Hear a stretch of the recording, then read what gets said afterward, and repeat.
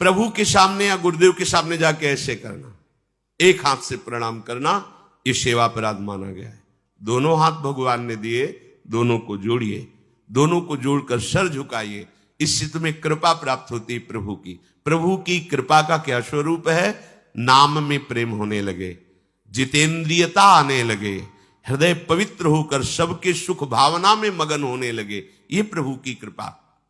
जब हम प्रभु की परिक्रमा करते हैं तो परिक्रमा करते समय प्रभु के जब सामने आवे तो उनको प्रणाम करें।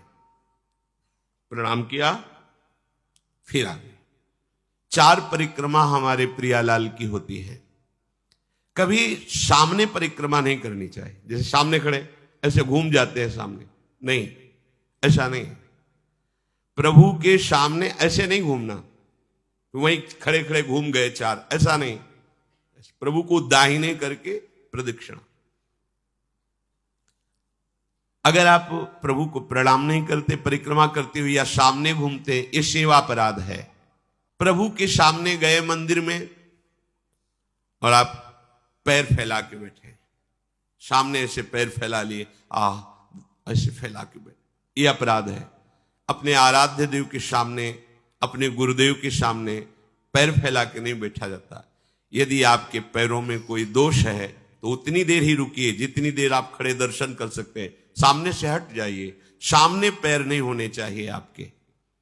प्रभु के श्री विग्रह के सामने दोनों घुटनों को ऊंचा करके अपने हाथों से लपेट कर बैठना, ऐसे ऐसे घुटने दोनों खड़े करके ऐसे जैसे बांध कर ऐसे ऐसे बैठना सेवा अपराध है। प्रभु के श्री विग्रह के सामने,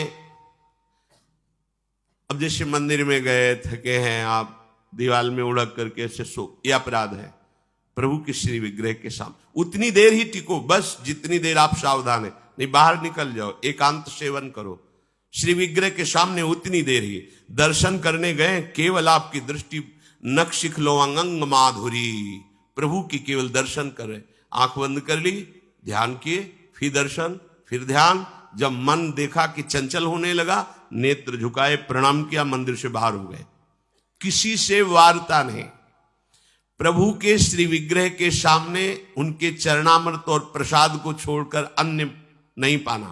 प्रसाद मिला तो पा गए, चरणामृत मिला तो पी लिए। इसके अलावा ऐसा नहीं कि अब जगह है, प्रभु है, चलो और कुछ नहीं।